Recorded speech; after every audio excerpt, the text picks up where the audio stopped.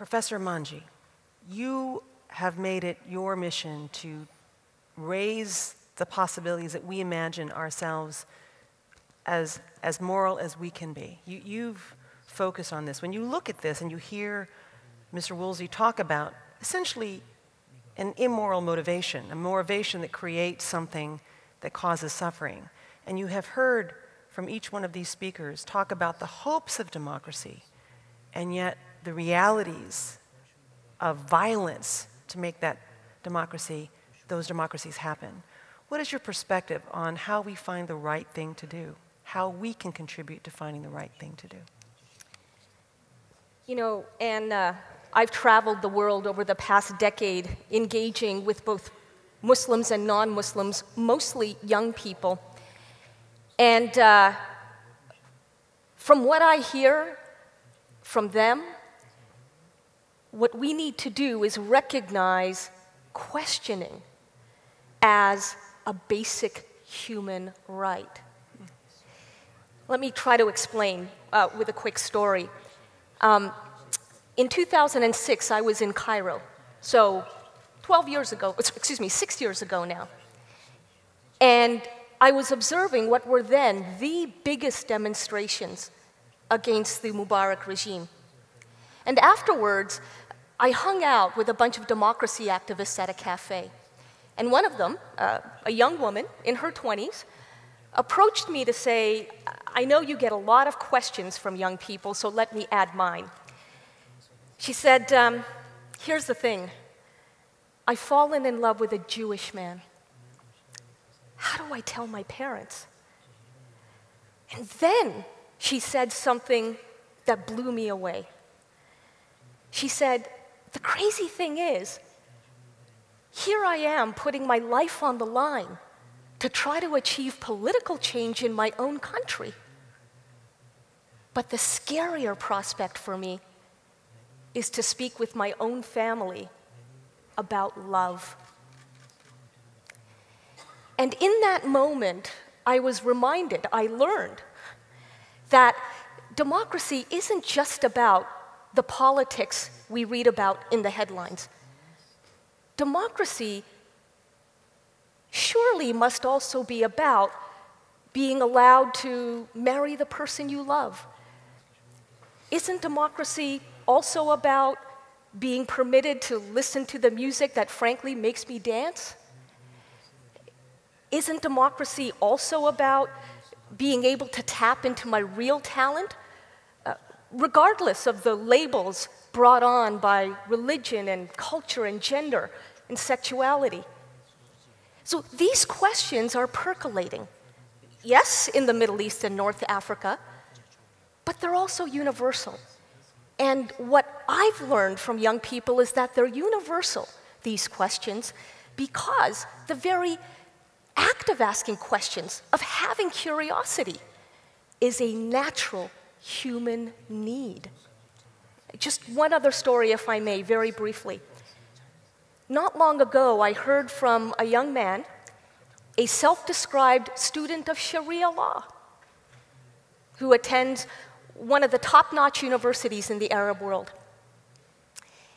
And he wrote, we can't use our critical thinking skills in this institution.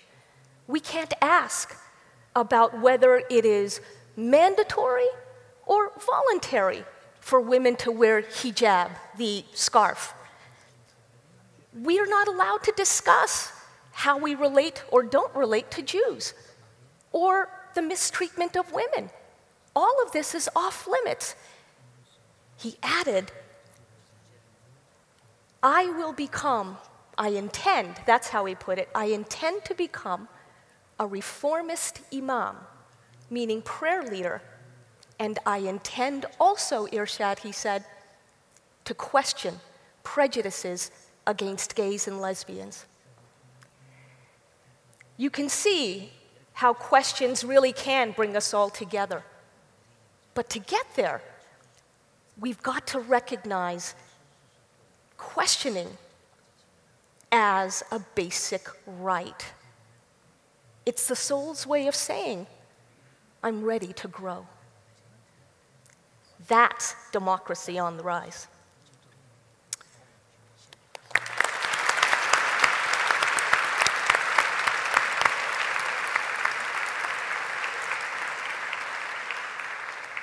Your Holiness, I know you would agree that we've all heard some wonderful perspectives this morning. And I can tell you something you already know, that so many young people believe that the future is, in jeopardy because of all of this anger and war, that people feel as if we're heading in the wrong direction in terms of peace. What is the truth about the direction we're heading, and what is your reaction to what you've heard this morning that could give us some perspective on what is to come?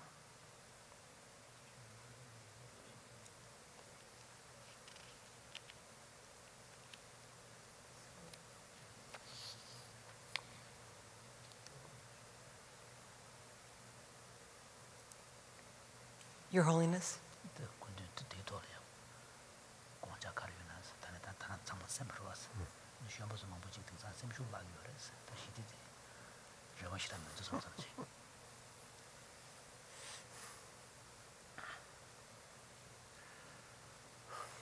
Whenever I participate in some seminar or discussion, I always learn very useful sort of information or views. So here also, I learned useful things. Thank you. Then your particular questions, Pasadi, youth rate. A little bit sort of that. Losing hope. Losing hope. That one, my sort of favorite sort of subject. I born 1935. Just beginning of Second World War. Just start with potential growing.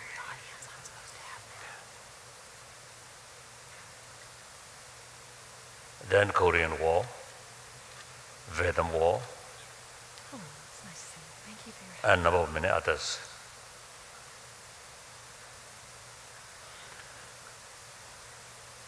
So within my lifetime, it seems quite clear. Number one, I think concept of war. In early part of 20th century, when concerned nations declare war on their enemy, I think every citizen of the country, without any questions, even proudly join the military effort, war effort. Where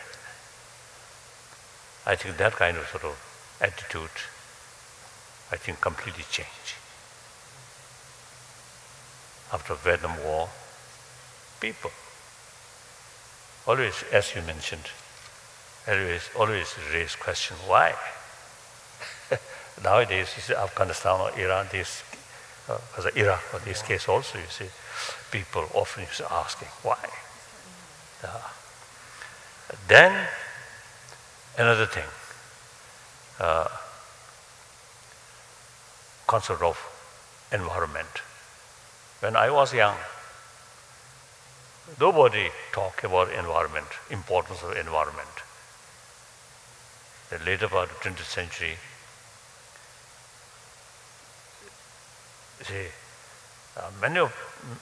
many people nowadays, including leaders, they say have to sort of think, have to sort of say, right, taking care about the environment. Then I think in principle, the concept of non-violence also increasing. Perhaps I think in early 20th century, Perhaps, I think some people consider Mahatma Gandhi's sort of non-violent sort of method. Some people may feel that's passive and a sign of a weakness.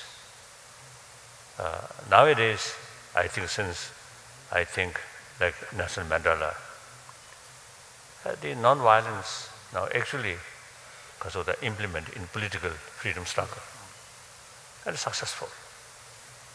So I think the concept of non-violence also now much, I think, stronger. Then another thing, in the past, science and faith simply something to different sort of way of approach. Now I think the quantum physics, you see, these give us this new sort of look, or the mind also some very important sort of element, important role. And then many scientists now begin to feel peace of mind is very important factor for good health. So some scientists say healthy physical, healthy body and a healthy mind very close. So even some scientists, genuine, respected, knowledgeable scientists, you see, they talk now more about mind, importance of mind. So within my lifetime, you see, there are sort of signs, progress, certain things which now today, something sort of reality. I think in early part of 20th century, I think no one dreaming that. So these not come from religious sort of teaching, but through our own experience.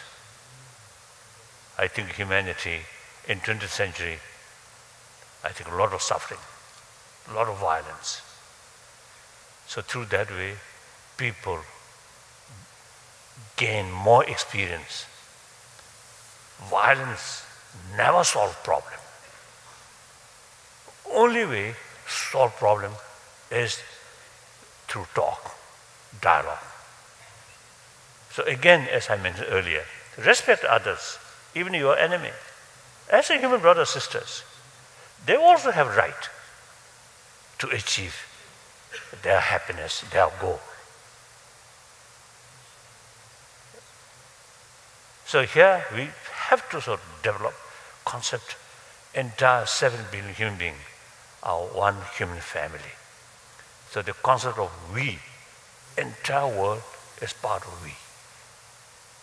There's too much emphasis due to religious faith, due to national interest or some other things, create strong sort of what's the concept, we and they.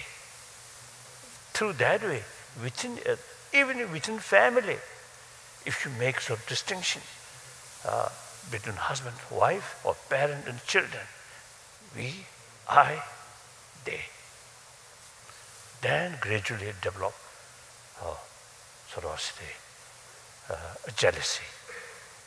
Jealousy brings distrust. Distrust brings frustration. Frustrations eventually develop violence. So respect others as a human being. They also need happy life. If it's necessary, we have to sort of share something to them. It's very worthy. So others' happiness is one's own happiness.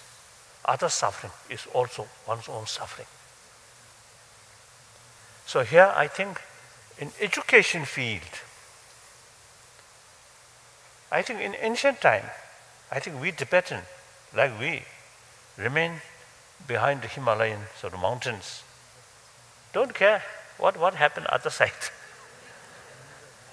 I think perhaps American also, I think in the past. What happened in Europe? Okay, doesn't matter like that, I think. Now that reality completely changed now. Something happened there, effect here also. So that clearly sort of shows oneness of humanity. So you have to take care about well-being of others, physically very far, but reality, part of us. So I think in education, we need, this is not much effect, it's just a few talks. But in education sort of system, I think we should introduce some lesson, oneness of humanity. And any problem within that have to solve through talk. So that kind of concept, that kind of way of thinking should be part of the children's mind. Through that way, next generation, of course, my life will not see, but these young people, I often used to telling people, oh, maybe too long. No, you can go as long as you want. I don't think anyone's going to interrupt. I'm not interrupting him. So I usually used to telling those young people, I think most of us here, I usually call our generation belongs to 20th century. You may be in 21st century, maybe. You may be saying, in any way, you see those people whose sort of age below 30, below 20, no question. These people, generation of 21st century. My age, now 77-year-old. So I belong to 20th century. That century gone. So we, like me, now ready to say bye-bye. So now this young generation, you belongs to 21st century. So 21st century, only almost 11 years now passing, to 12 years. 12 years was passed. Consider that 80 years yet to come. So past is past. We can learn about past, from past, some experience. Otherwise, nothing can be done. Now future yet to come. So the future depends on present. So this generation, younger generation, you can make this century be much peaceful, prosperity and harmonious. Peace means harmonious.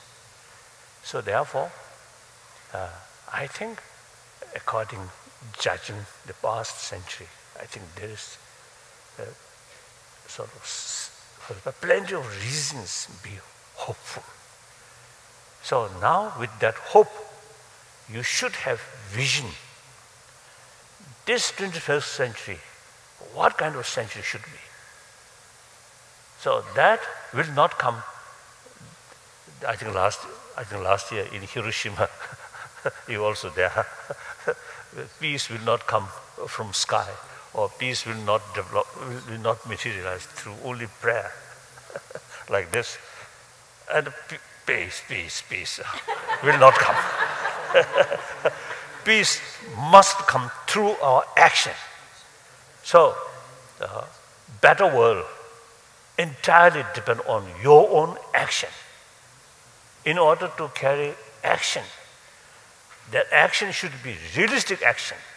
In order to carry realistic action, you should have full knowledge about the reality.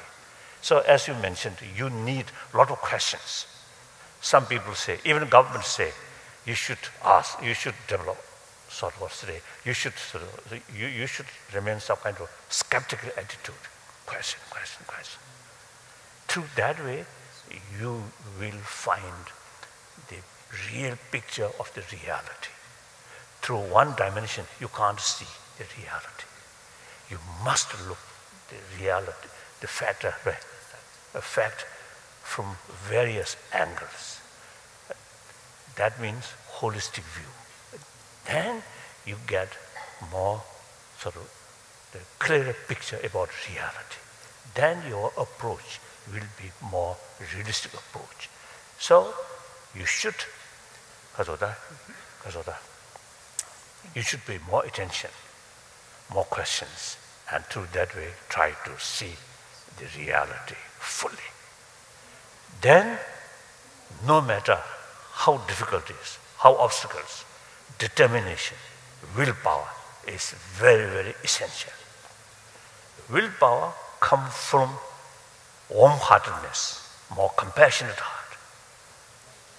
Some scientists say those people who tell lies in deep inside much more stress. Tell honestly, truthfully, then nothing to hide here. Then you can carry your life transparent. Through that way, you gain more self-confidence, more inner strength. Then you can implement your action tirelessly. So that perhaps I think you should not say, oh, of course, Dalai Lama said that. Don't say that. Think more. Investigate by yourself more. That I think very important. Okay? Okay.